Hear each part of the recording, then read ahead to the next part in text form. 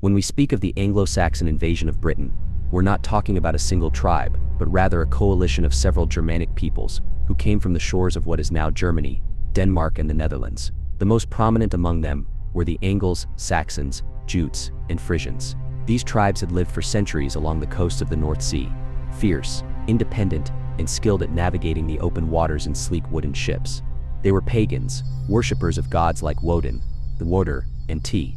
Their beliefs were deeply tied to the natural world, and their mythology was rich with spirits, monsters, and heroic ancestors.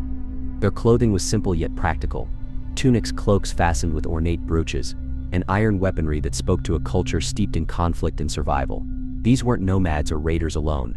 They were farmers, blacksmiths, and sailors, but they were also warriors, hardened by centuries of intertribal conflict and harsh climates.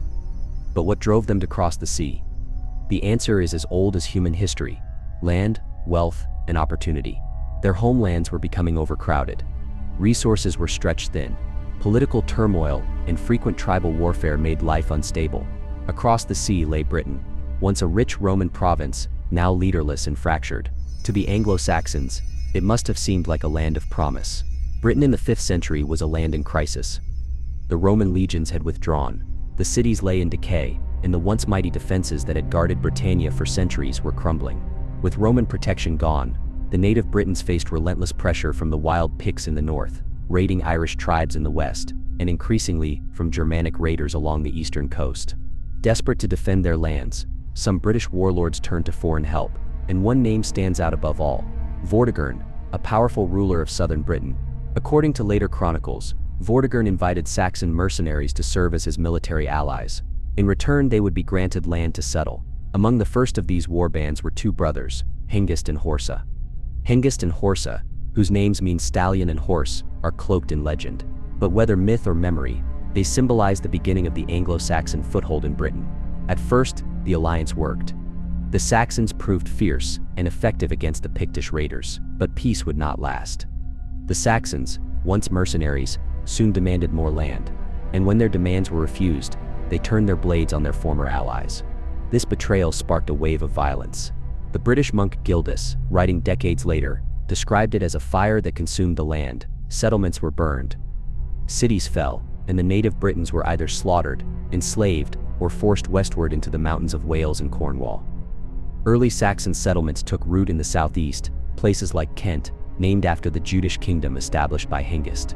These beachheads grew into permanent colonies, each forming the foundation of what would later become Anglo-Saxon kingdoms. The invasion was not a single campaign, but a rolling tide. Tribe after tribe crossed the North Sea, drawn by Britain's promise of land and plunder. By the time the native Britons realized the full scale of the threat, it was already too late. Though the Anglo-Saxons swept across the east like a tidal wave, they did not go unchallenged. From the ashes of Roman Britain rose native leaders, men determined to push back against the invaders. Among the most prominent was Ambrosius Aurelianus, a Romano-British noble, believed by some to be descended from Roman officials who remained in Britain. According to the monk Gildas, Ambrosius was a man of courage and discipline, a modest man, who alone among the Roman Britons survived the Saxon massacres. Under his leadership, the Britons began to organize, no longer scattered chieftains, but a united force with a singular purpose: resistance. For a time, the tide turned. Victories were won. The Saxon advance slowed, and somewhere during this period, legend begins to blur with history. Some historians believe that the memory of Ambrosius, or perhaps a warrior who followed him, became the seed of a legend. A war leader who unified the Britons and led them to a great victory, a man later known as Arthur. While the historical existence of King Arthur remains debated, the Battle of Mount Badon, dated to the late 5th or early 6th century, may have been real. According to sources like Gildas and later Bede, it was a stunning victory for the Britons, one that halted Saxon expansion for a generation. At Mount Badon, British warriors, possibly led by Arthur himself, or a figure like him, crushed the invading Saxons in a fierce, decisive battle. The result? A fragile peace. For decades afterward, the Saxons advanced little further. Wave after wave of migration brought new peoples from the lands we now know as Germany, Denmark, and the Netherlands. They came in small bands at first, but over time their numbers grew. They built villages, carved out farmland, and claimed the eastern and southern lowlands as their own. Gradually, these scattered communities began to unify into distinct territories, each ruled by a powerful chieftain, and later by kings. These would form the earliest Anglo-Saxon kingdoms.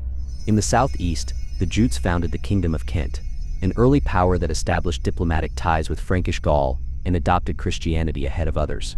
To the south, the Saxons created the kingdoms of Sussex, the South Saxons, and Wessex, the West Saxons, who would one day become the most dominant of all. In the east, Angles established East Anglia. Further inland, in the river valleys and Midlands, rose the powerful Kingdom of Mercia. To the north, two former Roman provinces merged under Anglian control to become Northumbria, a realm that would soon dominate Britain both militarily and culturally. With each new kingdom came the slow and steady collapse of native British control. The fertile lowlands, once dotted with Roman villas and British hill forts, now belonged to the newcomers. The Britons were driven into the mountains of Wales, the moors of Cornwall, and the north of what would one day be Scotland. In many of these places, they maintained their culture, their language, and their fierce independence, but the plains of lowland Britain were lost.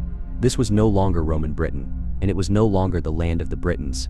It was becoming something entirely new, England, the land of the Angles. As the Anglo-Saxon kingdoms took root, so too did a new culture, one that would reshape Britain forever. The Latin language of Roman Britain faded, replaced by a new tongue, Old English. A Germanic language spoken by the settlers, it evolved into the very foundation of modern English. Unlike the polished Latin of Rome, Old English was earthy and poetic, filled with kennings and rhythm passed down orally in halls lit by firelight. Roman Christianity, once widespread, collapsed with the retreat of Roman rule. In its place, the Anglo-Saxons brought their own belief systems, pagan gods, sacred groves, and burial rites, rooted in warrior culture. The most iconic of these is Sutton Hoo, the burial site of an Anglo-Saxon king or noble. Within a great ship buried beneath the soil, archaeologists uncovered treasures, golden armor, swords, ceremonial gear, rich in symbolism and craftsmanship.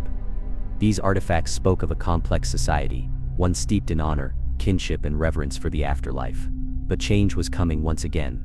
In the year 597, a Roman monk named Augustine of Canterbury landed in Kent, sent by Pope Gregory the Great. His mission to convert the Anglo-Saxons to Christianity. Surprisingly, the king listened. He converted, and with him much of Kent followed. From there Christianity spread, north to Northumbria, west to Mercia, and eventually to all of Anglo-Saxon England. Christianity brought new ideas, literacy, and connection to the wider European world. Pagan beliefs didn't disappear overnight, but the spiritual map of Britain was changing once again. The Anglo-Saxons came as outsiders, conquerors, but in time they laid the foundations of English identity. Their language, their laws, and their legends still echo today.